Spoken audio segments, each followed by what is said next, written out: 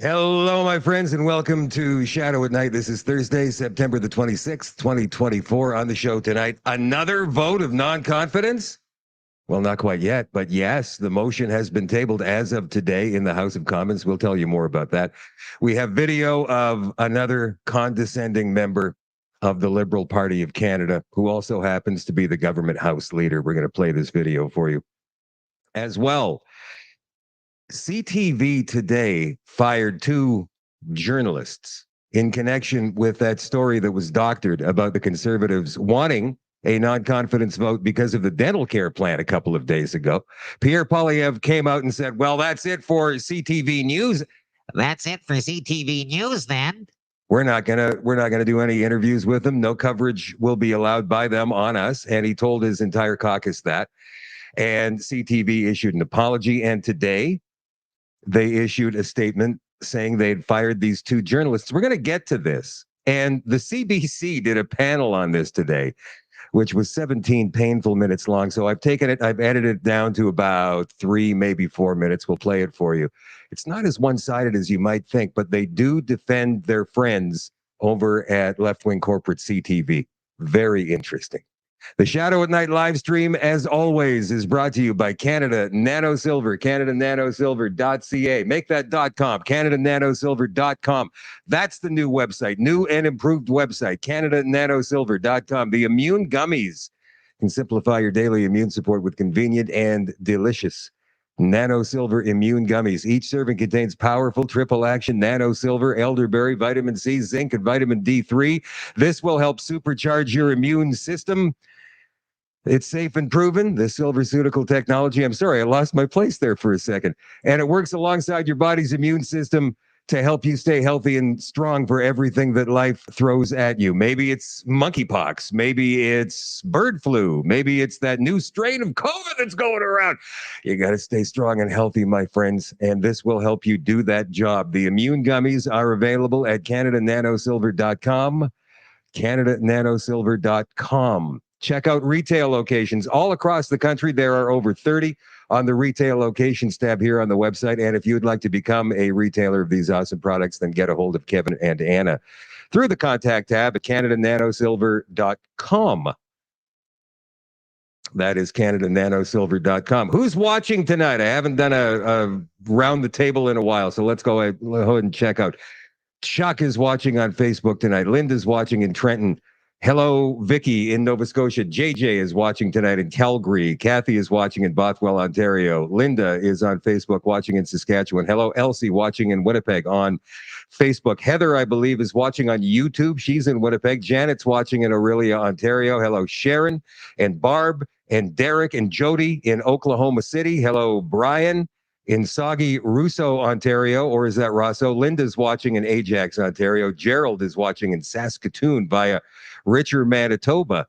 Wherever you guys are watching tonight on whatever platform, I would really like to think that you're sharing this content. You're getting this show out there to as many people as you possibly can. It's not hard. All you have to do is hit the like button, smash the like button on Facebook and YouTube, and go ahead and reshare this on X or give us a heart. Whatever you need to do on whatever platform you're watching on, then do it. Let's get this out to as many people as we possibly can. All right, let's get down to the stories here. The big story of the day. I wasn't expecting this. Oh, you know what I want to do before I get into that story? I got a viewer email about an hour and a half ago. I don't normally read the viewer emails on the show, but tonight I thought I'd make an exception because Gabrielle here asks a very interesting question. She says, hello, Shadow. I'm a frequent watcher of your show. My name is Gabrielle. I'm living in Ontario. The population is getting more and more disillusioned and frustrated with our government, me included. Yes, more people have to wake up, and they are, but slowly. Looking at the machine, quote unquote, at work, vote of non-confidence gave some people some hope. Yeah, we're going to answer this question with the first 10 minutes of content for you tonight, Gabrielle. But I do have an answer for your question, and that is simply no, we can't. But we'll get to that in just a second. So anyway, this vote of non-confidence, she says, gave some hope and then a predicted letdown, got beaten. All parliamentarians don't work for us, the people, anymore. The opposition seems to do so, but isn't trying hard enough, in my opinion. All they're doing is playing chess. When I read comments in the comment section, I recognize that many listeners and viewers have strong opinions, call parties and politicians out, share suggestions, rant. I have not come across anyone having a concrete solution. We cannot rely on the opposition to help us, as we have witnessed yesterday. Of course, she's talking about that first vote of non-confidence. This will continue happening going forward until a possible election next year, by which time we're sold to the devil and it's too late. They're moving fast, implementing their agendas. Yes, they are, indeed. Indeed, they are. So what she asks here is, can we, the people, ask for a referendum? Does this again depend on parliamentarians voting on it to allow or disallow? Can we collectively in groups go before the court to ask for a referendum for us, the actual voters? Okay, so the answer to that, Gabrielle, is no, we can't. There are certain petitions that are flying around, like official House of Commons petitions that you can go ahead and sign.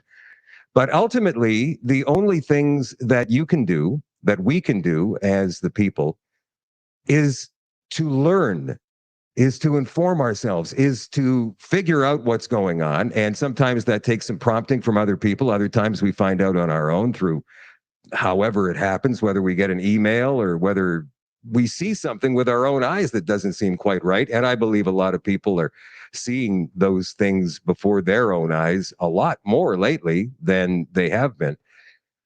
But outside of a full-on insurrection, basically a million people going to Ottawa, kicking the doors in of the House of Commons, all of Parliament, and taking over. And even that wouldn't work. Ultimately, it would fail because other countries would get involved, right? No, there's nothing we can do except inform ourselves. And once we do that, and this is actually a great exercise. I asked people this in person at the meeting we had up in Stonewall last weekend regarding the Winnipeg Metropolitan Region's Winnipeg 2050 plan. And I said, how many of you have actually called or written your MP or MLA or even your town or city councilor? And I'm going to say about 3/4 of the people in that room put their hands up, and there's about 350 or 400 people in there. And I thought, okay, that's good, but it's not good enough. What is so important in your life that you can't take 10 or 15 minutes and craft a letter or make a phone call to your local elected representative to tell him or her what you think about what is going on? And the more pressure that gets put on these politicians, the more they're going to start quaking in their boots, the more they're going to start sweating, and the more they are going to say, look, to their leader, we need to get this over with. We need to, what is it, fish or cut bait is what we need to do. Like, really, if you think about what the left, the federal left in Canada is doing, and that would be a combination of the Bloc, the NDP, the Liberals, obviously, and the Green Party, all they're doing is desperately hanging on to power. If you look at the polls going back 2 years, you see that the Conservative Party of Canada is going to win a majority government in this next election. How big that majority is will, I think depend upon how disgruntled the people are. But right now, it looks like it's going to be about a 215 seat majority. The Liberals are going to get shrunk down to 50 or 60 seats. The NDP, even worse, maybe 15 or 10 seats. The Bloc is going to gain in Quebec, and that's going to take away from the Liberals, not the Conservatives. So that's all they're doing. So ultimately, if you have an NDP member and BC is actually a great example of how things are changing in this country, because the Conservative Party in British Columbia up until about a year ago was nothing. They didn't register in the polls. That's how bad it was for them. And then John Rustad, who was with the BC United Party, or the Liberal Party before that in BC, decided to leave. He went to the Conservative Party. He became the leader of that party. And since then, that party has had a resurgence to the point where they lead by 1 point. They lead in the polls right now in British Columbia. The Conservative Party of British Columbia is leading in the latest Main Street research poll. That's incredible. In a left-leaning province like that, not left-leaning, it's a full-on leftist province. I don't know what it is with the West Coast and lefties, but anyway, the Conservatives are leading. Now, depending on vote distribution, they may or may not win more seats than the NDP, but they're going to come damn close. And my point is this, that if the party that represents you in your riding is not doing what you think they should be doing, then you need to get a hold of the representative. And this needs to happen by the 100th. I'm going to tell you guys a secret that you probably don't know.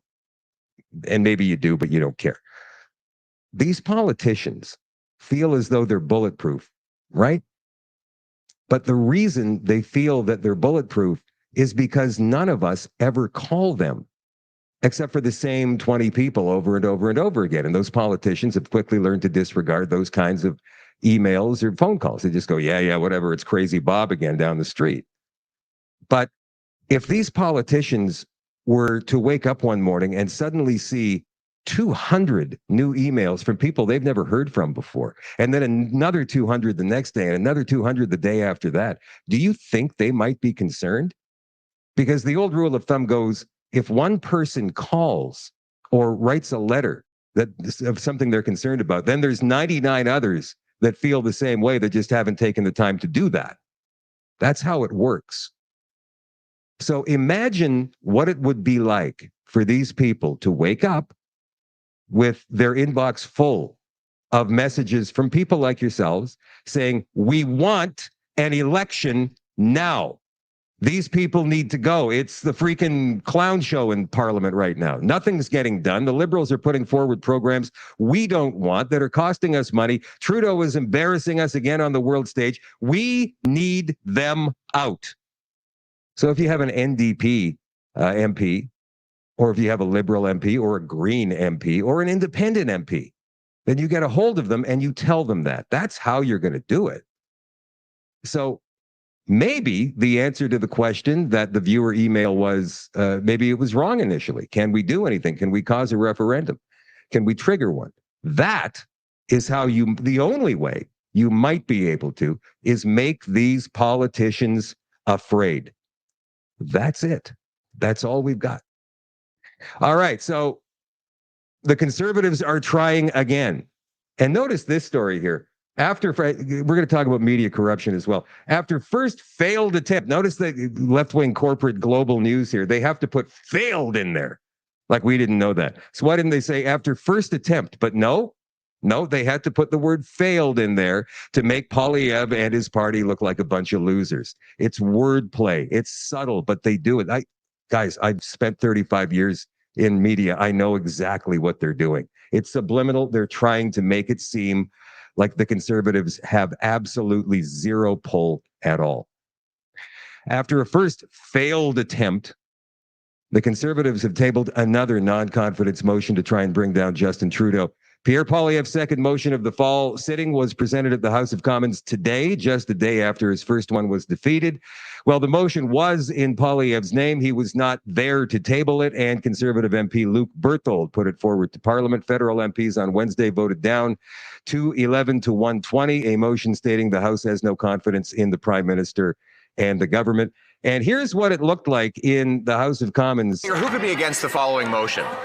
That, given that, after 9 years, the government has doubled housing costs, taxed food, punished work, unleashed crime, and is the most centralizing government in Canadian history, the House has lost confidence in the government and offers Canadians the option to axe the tax, build the homes, fix the budget, and stop the crime.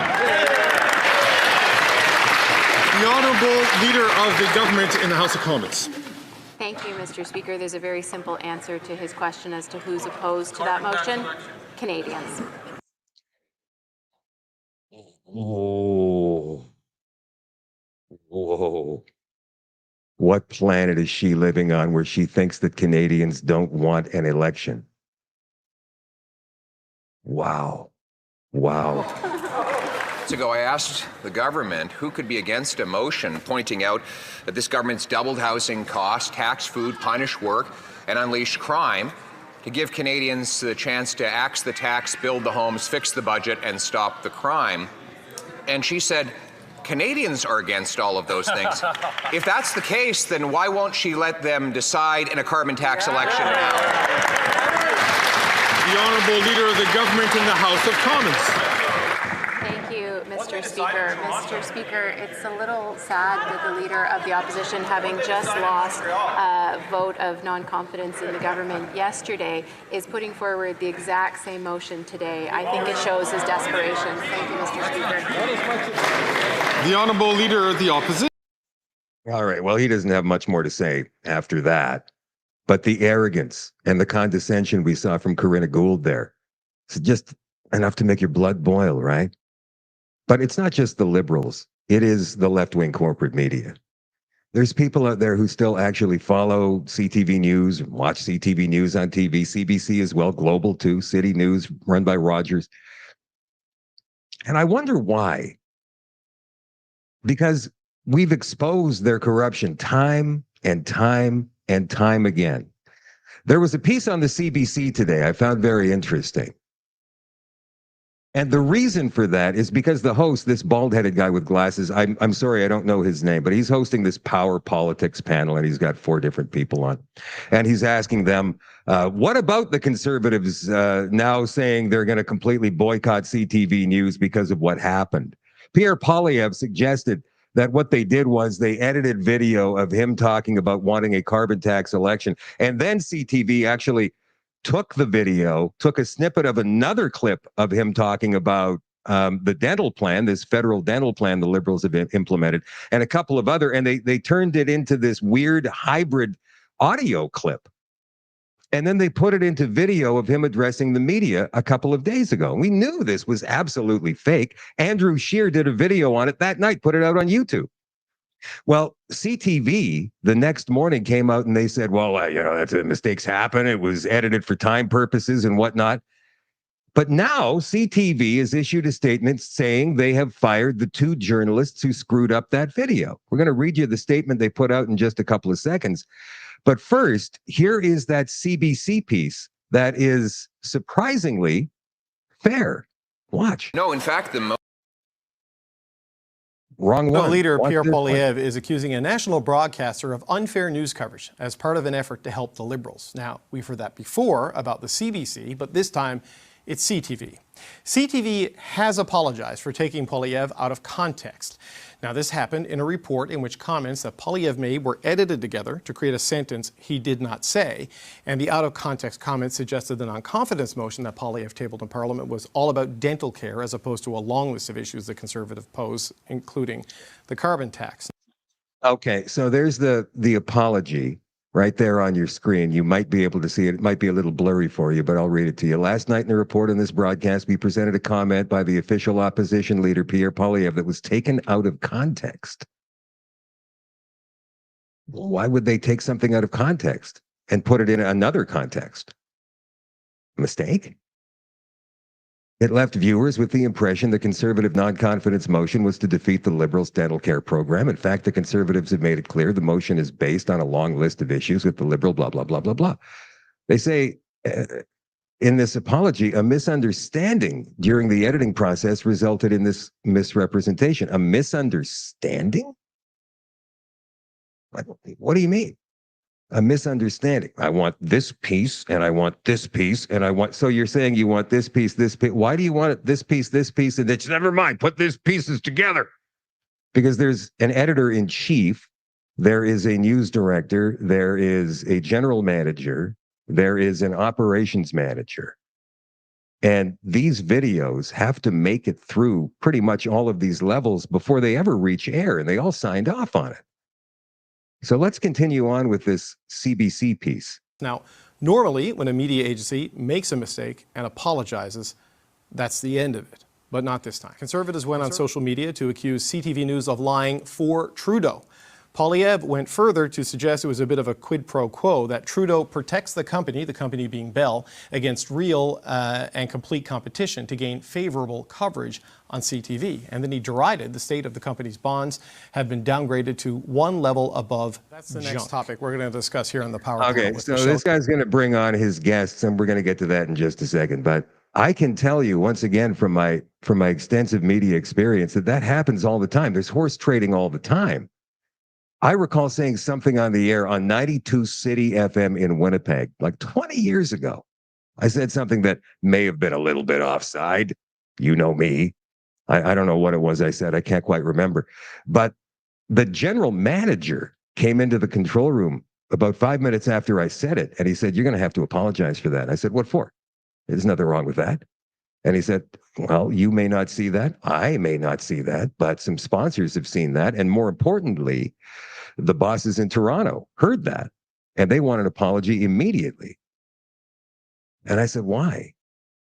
And he wouldn't tell me. Next day, I found out that Rogers was negotiating with the CRTC to put up a couple of new cell towers in rural parts of Manitoba. And if word of my comments got out and the CRTC heard it, because these things spread like wildfire in a small industry like that, the CRTC might reconsider giving Rogers these new cell towers after all. If you can't handle one morning radio host on a station in Winnipeg in your company, then how on earth are we supposed to trust you with a network of cell towers? That's how it works in this business. That's a guarantee. And that's one example of so many I've seen over the course of 35 years. So for this guy here on the CBC, and maybe the CBC is the only place he's ever worked, I don't know. It's a public broadcaster, and they don't have to horse trade for anything because the different set of rules applies within the CBC. Maybe he's never heard of stuff like that, but I can tell you right now that I heard of it over and over and over again. All right, let's continue on with this. Cadario, Françoise Boivin, Kate Harrison, and Emily Nicola. Companies that's really, really hard to avoid. And so what's happening here today is very symbolic. There's the issue of the relationship between a conservative leader and media, and how essentially there's an assumption of bad faith there, and an irritation and a refusal to come on air for several networks that has been in place, not just for him personally, but also some members of his team, of his caucus. So that's one thing. Now there's also the assumption of intent on the part of what happened internally at Bell, which is, I'm going to say it, verging on conspiracy theory. I'm not sure that we should wave it away as just a mistake, because this is not a misattribution. It's not even taking part of the same sentence and applying it in a different context. Yep. This is taking a full paragraph, a variety of sentences that Pierre Poilievre said, taking bits and pieces from each sentence to craft a new sentence. Yeah. That is journalistic malpractice. Okay, so just, and I'm not defending this, I'm explaining this.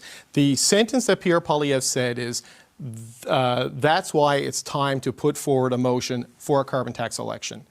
For whatever reason, they spliced together different things he said in that scrum to create the sentence, that's why we need to put forward a motion. Now, it's not like it was changed to him saying something outrageous. It's not a sentence he uttered. It does not say it's about a carbon tax election, and in the way it was presented in the story, it makes it sound like he wants an election to stop dental care. Correct. So I get why they feel they're taken out of context, and CTV admitted to that and apologized for it. But the suggestion from Mr. Poilievre's tweets that the Bell Canada corporate suite is somehow weaponizing its news agency to get favorable treatment by the Trudeau government is a lot to say. I don't think that they're feeling that they've been taken out of context. Mm-hmm. They were taken out of context. Absolutely. And I agree. When you are the fifth estate, you are in the accountability game, just the same as politicians are. And a quick apology the same day for something that is so egregious that action to be taken is not going to be enough when we're talking about the table stakes of not favorable coverage, fair and balanced coverage. And that's all Conservatives are asking for. They're asking for fair coverage. They're not asking for glowing reviews. They just want the facts to be reported as they are. So I don't think that it is, delving into conspiracy theory. We had 3 separate sentences. A Frankenstein sentence emerged as a result. That deserves to be called out, and I think that should be called out regardless of who says it in the House of Commons or which journalistic entity. Yep. She's absolutely right. She is a Frankenstein sentence, right? So here is what happened with CTV today. They threw this out on Twitter. CTV National News Today issued the following statement regarding a report on its September 22nd, 2024 broadcast. The report on Sunday's CTV National News broadcast did not meet our expected and required high editorial standards. We sincerely and unreservedly apologize for the manner this report went to air and the false impression it created. As is standard practice, we conducted an investigation to determine whether a breach of our editorial policies and practices had occurred in this case. The investigation. Okay, sorry, I have to get all the way through this. The investigation found that 2 members of the CTV news team are responsible for altering a video clip, manipulating it for a particular story. Their actions violate our editorial standards and are unacceptable.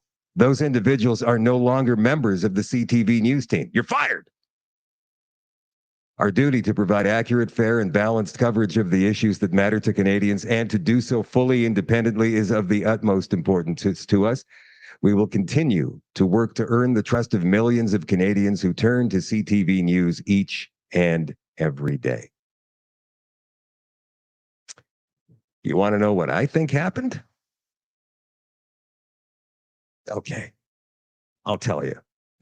I think that CTV News has got a mandate that comes from above, high above, that circulates down to the general managers, the operations managers, the editors, the reporters, all of the people involved in the production process of getting the news out there.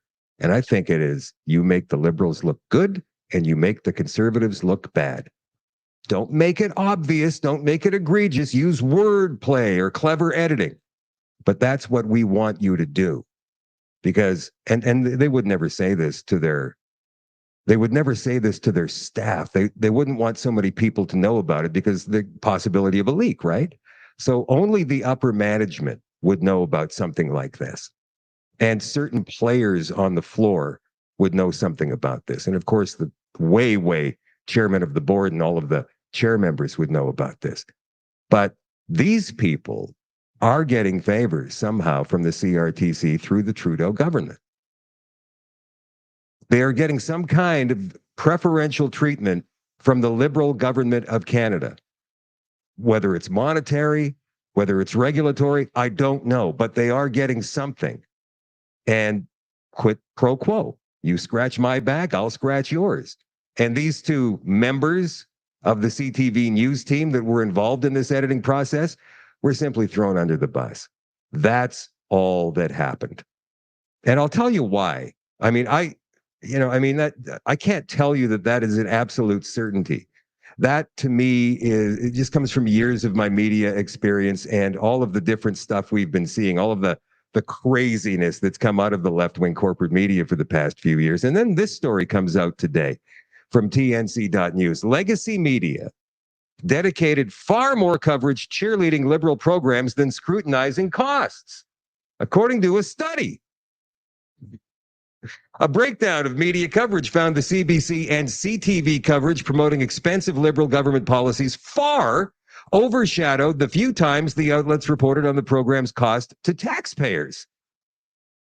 According to a machine content analysis of government and media coverage, the two outlets spent more time covering the benefits of the government's dental care, pharmacare, and child care programs than they did on the program's cost for taxpayers. A study released by the Fraser Institute on Thursday found that 4% of CBC and CTV television coverage of government programs noted the associated costs since 2021, when the federal child care program was announced. The study used WordStat, an AI program, to analyze the content of the CBC and CTV broadcasts from Eureka, which is a database of TV newscasts. It counted common phrases and individual word counts from the company's broadcasts on the dental care, pharmacare, and child care programs.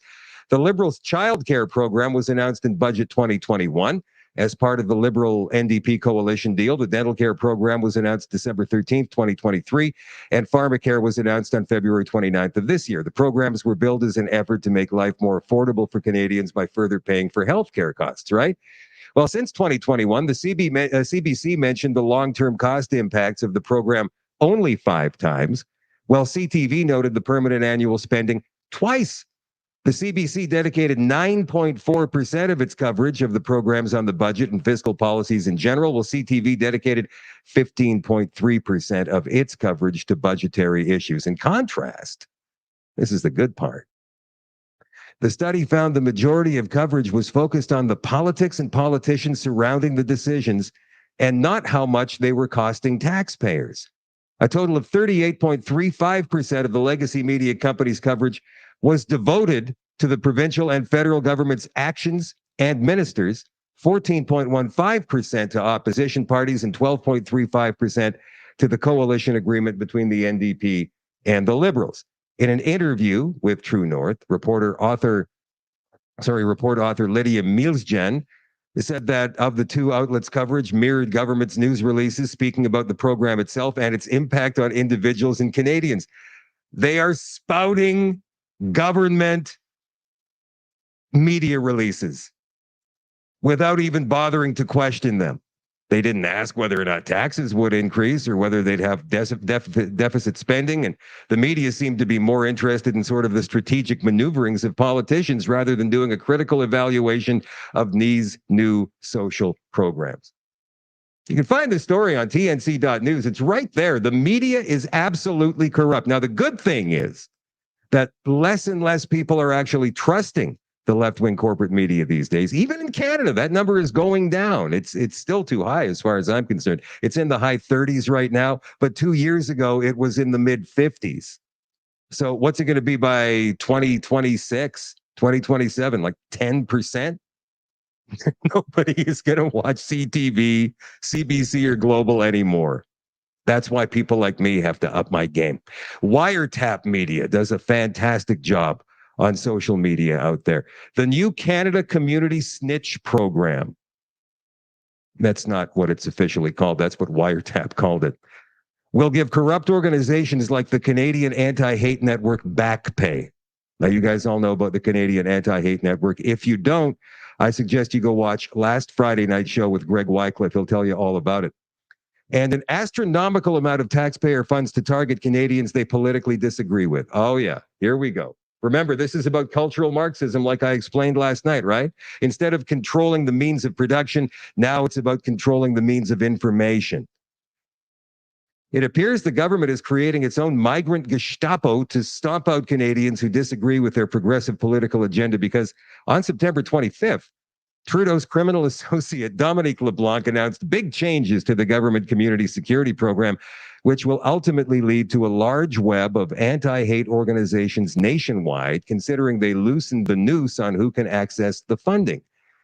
The alterations to this new pre-existing program will allow local rat centers, as Wiretap calls them, to apply for $1.5 million in taxpayer funds to cover at least 70% of total operations costs, and will enable these organizations to recoup the remaining 30% from other levels of government through a feature the government has dubbed stacking.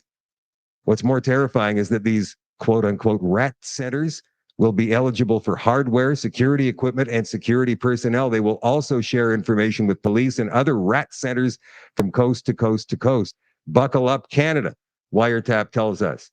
And here is Dominique LeBlanc at the press conference announcing this. And by the way, it's going to sound like it's for your safety. All Canadians deserve to be safe and to feel safe, regardless of where they live, work, gather, or pray.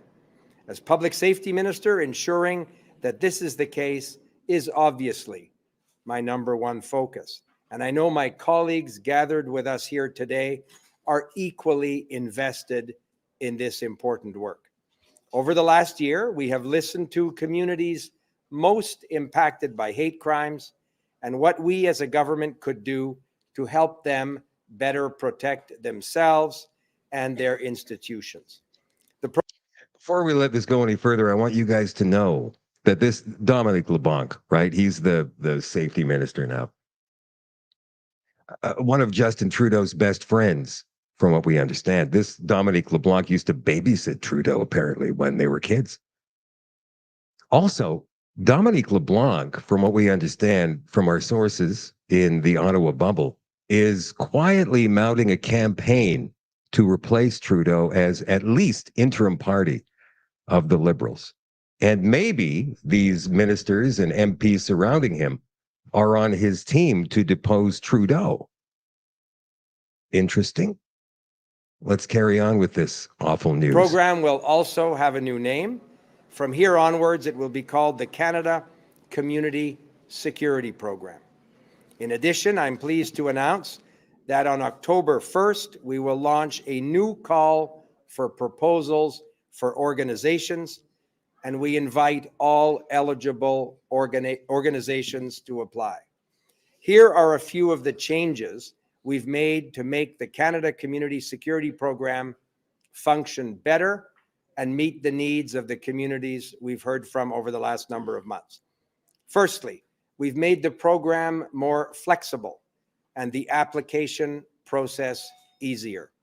After consultations with members of several at-risk communities, it was clear that changes were needed so that support could be delivered in a more timely and a more efficient manner.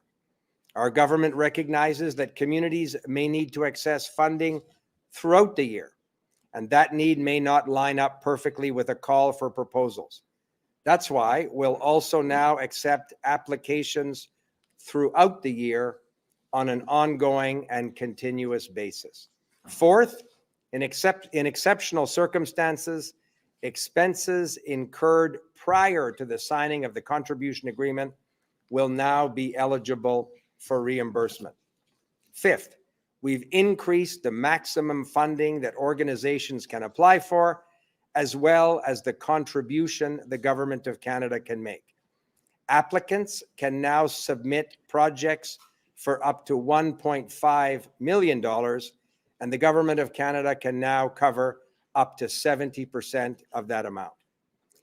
They will also be able to add up funding from different orders of government. In other words, stacking up to 100% of project costs. And lastly, we've made permanent the ability to get funding to hire accredited security guards on a time-limited basis. To supplement these important changes, we're making an additional investment of $65 million, and $16 million will be made available this year to fund the upcoming intakes. As I said at the outset, the safety of all Canadians is our utmost priority. With the new Canada Community Security Program, we're making it easier for communities in need of support to access that support when they need it most, so they can live without fear.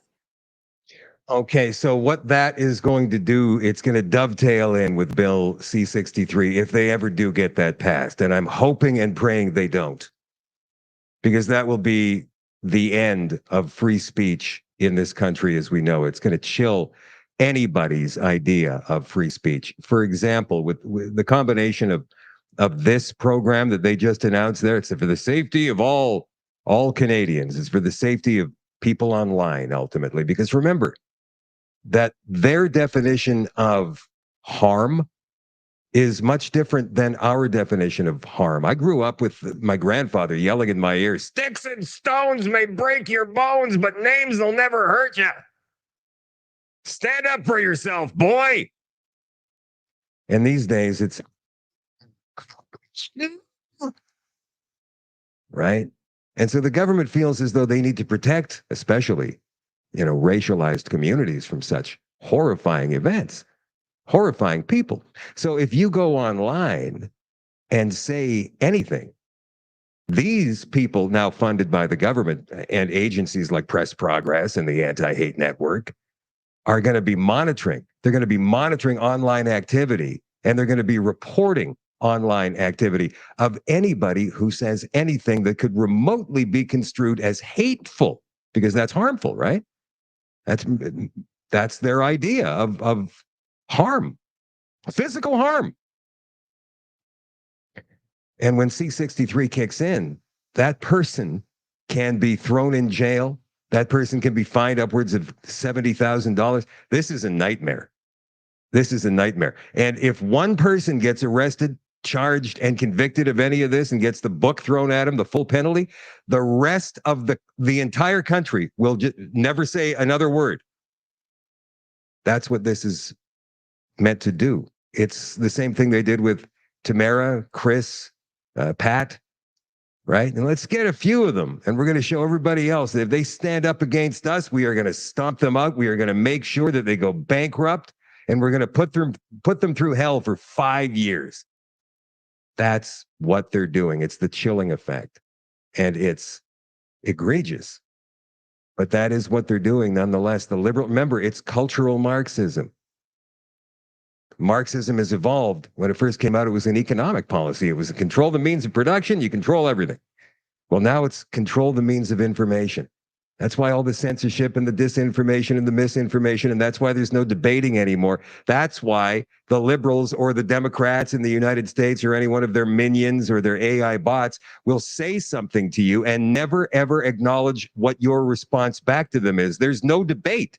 There is only their way. And if you say anything back to them, you're either ignored or the police get called, like at all those school board meetings. What? We just want to talk. Sir, you're a racist and a bigot.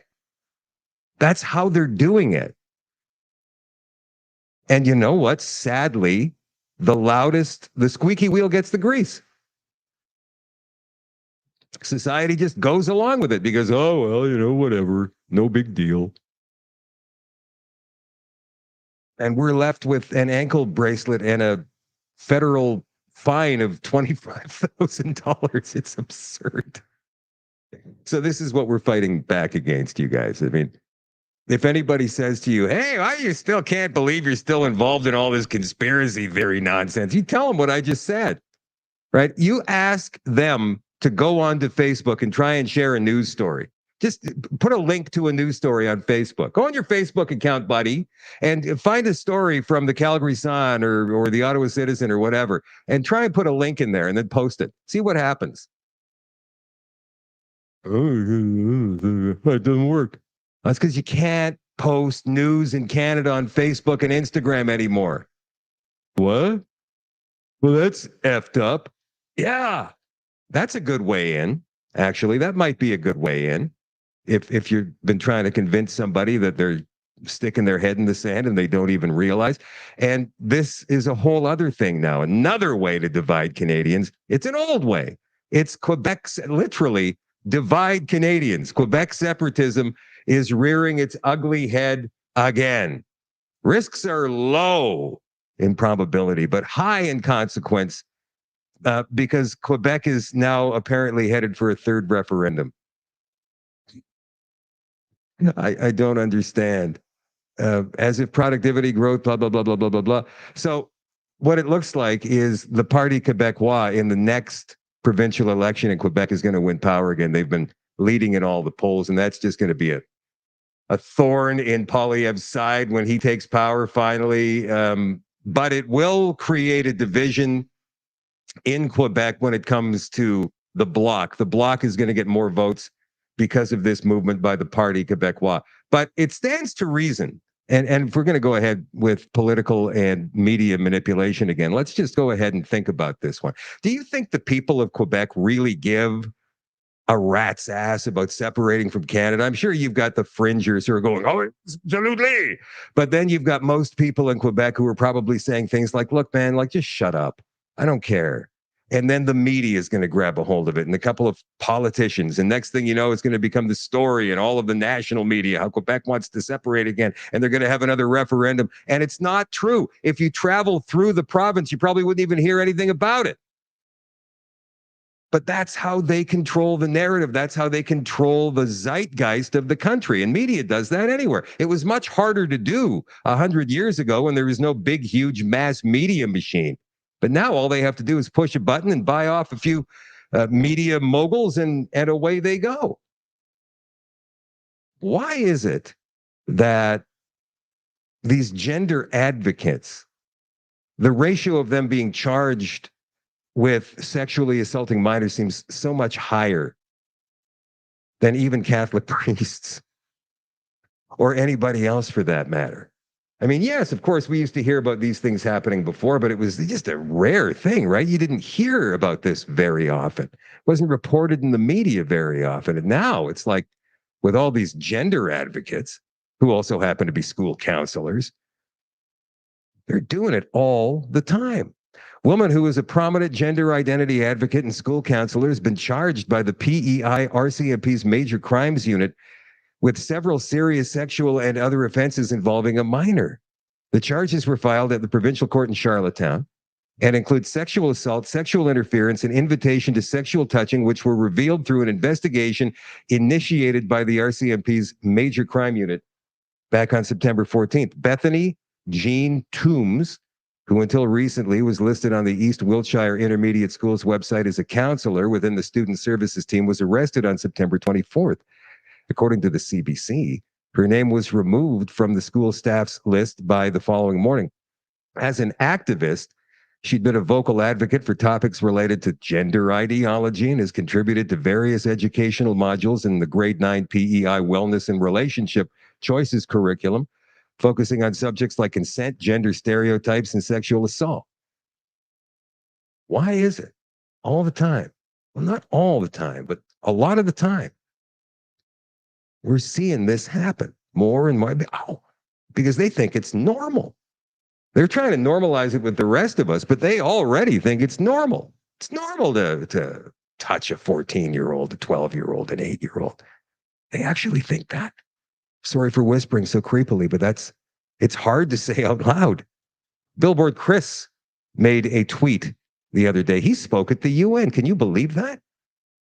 Way to go, man. It must have been awful for him to go in there amongst all those wokes. He says it's one of the great deceptions of our time to teach children they might have been born in the wrong bodies. Children have the right, the human right, to grow up with their bodies intact. It's time the UN faces the truth. Child transition is child abuse. Billboard Chris at the UN. Thank you. I now give the floor to Alliance Defending Freedom. My name is Chris Elston, and I'm here to speak for children being irreversibly harmed by health professionals practicing what is falsely referred to as gender-affirming care. It is not caring to stop the development of children with puberty blockers. These are repurposed chemical castration and cancer drugs. It is not caring to alter their development with opposite-sex hormones. Every systematic review of the scientific literature shows that children are being harmed and that scientific rigor is non-existent.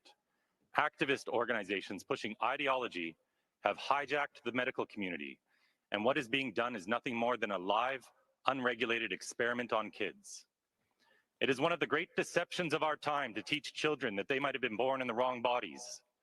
Affirming care would be to tell them that they are beautiful just as they are, no drugs or scalpels needed. Instead, children are being sterilized and are having healthy body parts cut off. Overwhelmingly, these kids are autistic, have other mental health comorbidities, and many have suffered trauma or abuse. Girls as young as 12 are having their breasts removed, and 16-year-old boys are being castrated. State encroachment on parental rights is worsening outcomes. Here in Geneva, a child was taken from her parents because they refused to transition her. Children have the human right to grow up with their bodies intact. It is time the member states of the United Nations use the resolutions, procedures, and other tools at their disposal to stop this child abuse.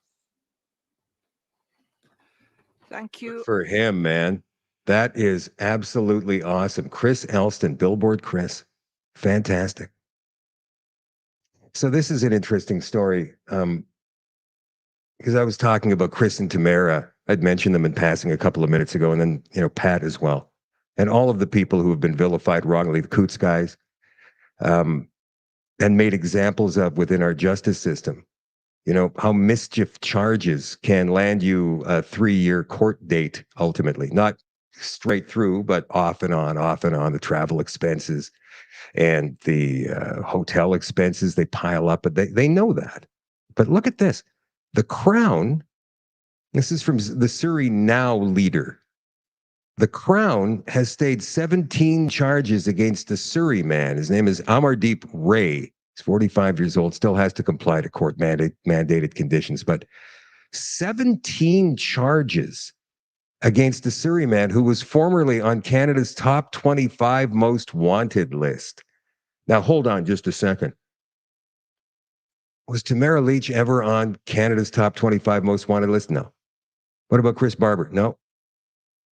Chris Carber? No. Tony Olenek? No. No.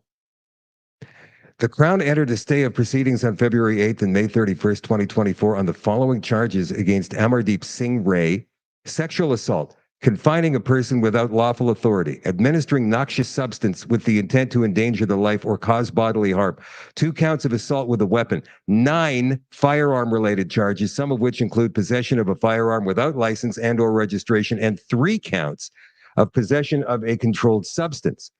In an email to Black Press Media, a spokesperson for the BC Prosecution Service stated on May 31st that Ray entered into a one-year recognizance order, which is an undertaking to comply with certain court-imposed conditions. It's not a criminal charge, but can result in one if Ray does not comply.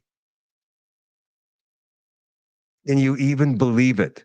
This guy's dangerous. He was on the top 25 most dangerous wanted list.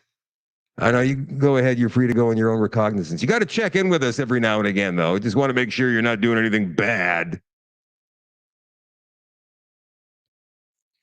Oh, he's also prohibited from having any guns, crossbows, prohibited weapons, restricted weapons, prohibited devices, ammunition, blah, blah, blah, blah, blah.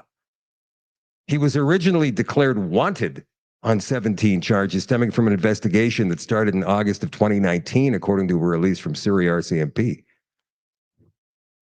Like, the justice system in this country is so screwed. It is so screwed. What about down there in the United States? A little better, maybe, because at least they're getting some stuff done down there.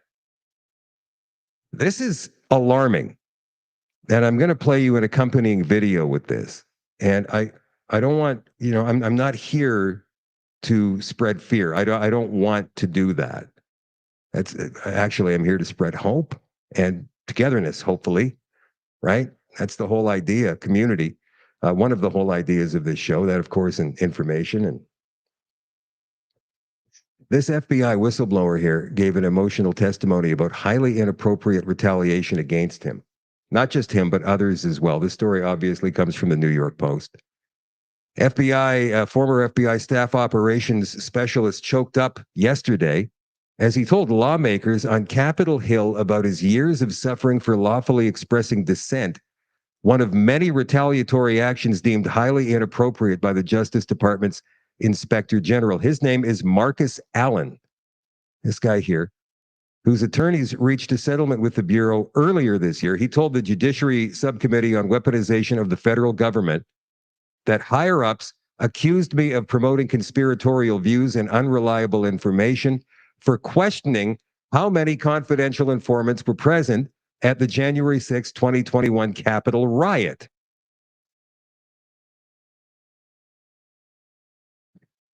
The FBI questioned my allegiance to the United States, suspended my security clearance, suspended my pay, and refused to allow me to obtain outside employment or even accept charity. Allen testified about the 27 months he was held in indefinite limbo. Here is part of his testimony on Capitol Hill yesterday, you guys. And something he says in the last minute of this may chill you to the bone. Remember, this guy was a member of the FBI for years, and he holds a lot of secrets. And even though he can't tell us everything, he does give us a very great warning. And everybody in the minority party, they're fearing what Donald Trump would do in the next administration, while they sit here and they look at the guy who's been persecuted by the FBI. And everybody in the room understands it. Mr. Allen, do you have comments you wish to make? I'll give you about a minute, minute and a half, and then I want to turn the rest of my time to Mr. Jordan. Yes, sir. I would just say that I consider the hearing today my last act of service as a public servant for the United States of America. And I'll give you my professional opinion. I was an intel professional for our country for many years, and I would give recommendations, and I'd also look at indications and warnings. So I would offer this to the American people as my warning to them. So this is a warning to the American people. I say, I personally have no confidence that the FBI will rein in its own conduct. I've been persecuted along with Garrett, Steve and Kyle, and countless other whistleblowers. It is my opinion that the Bureau used reprisal and fear to control the workforce. It has been a seemingly effective tactic. I personally believe that there are no current effective checks and balances against them conducting lawless action with any type of correction in a legitimate time frame. I welcome the work of the IG, but I think any type of lawless action, there's no legitimate time frame to rein them back in.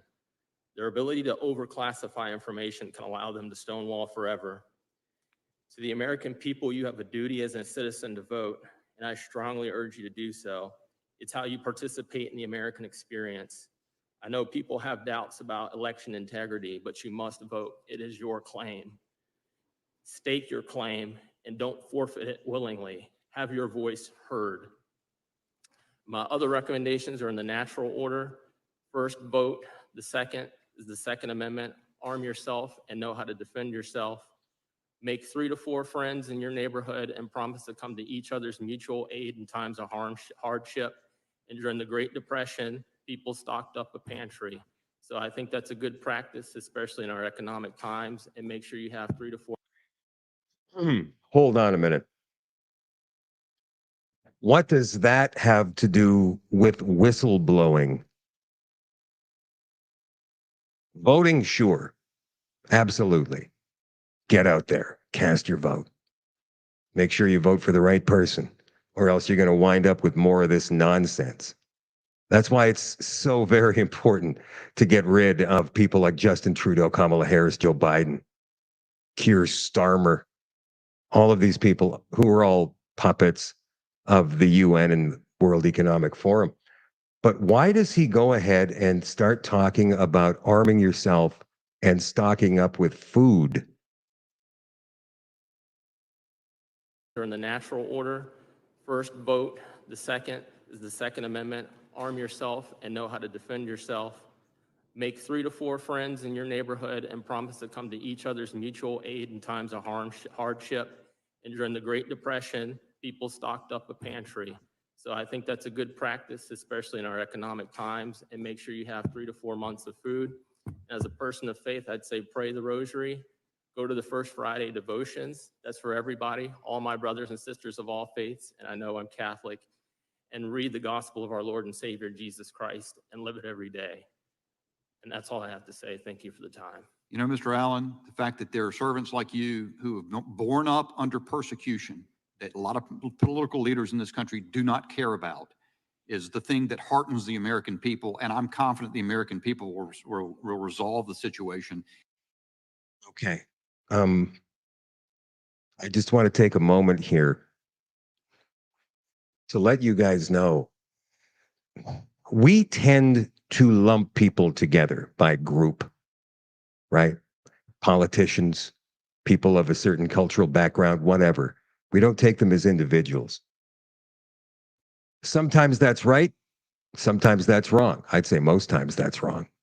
But when it comes to politicians, it's interesting, and political parties as well.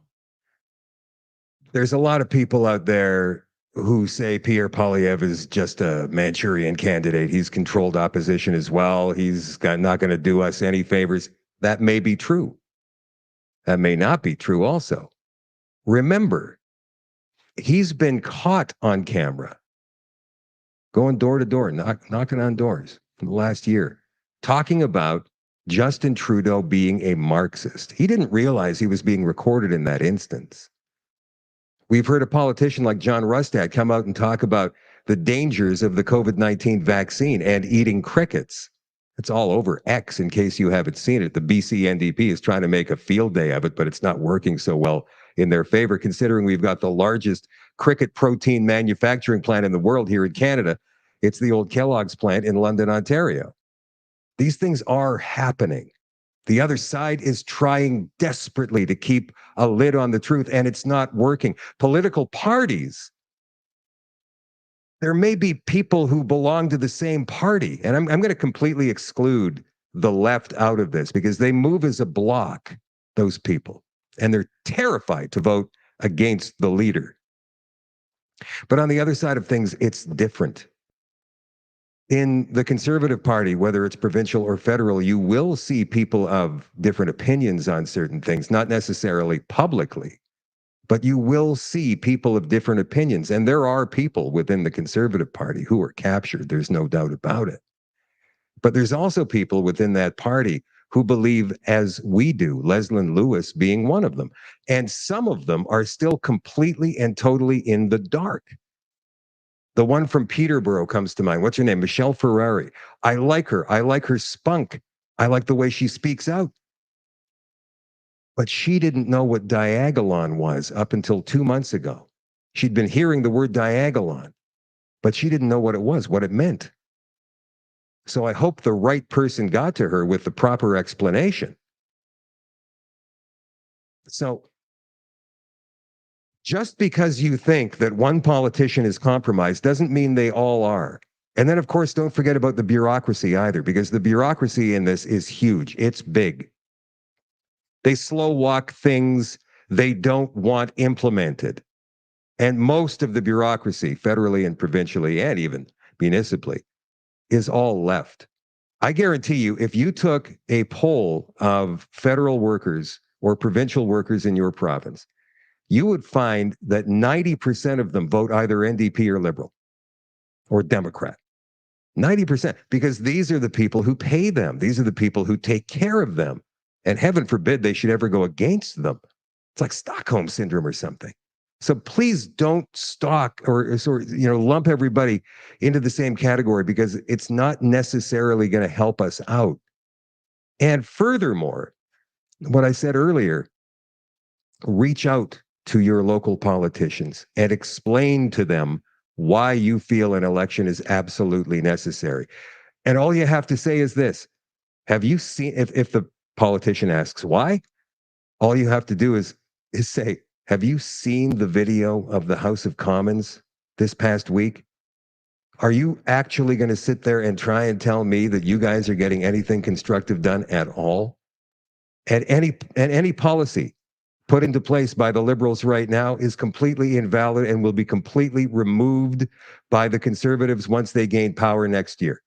So why are they wasting all of our time? That's what you tell them.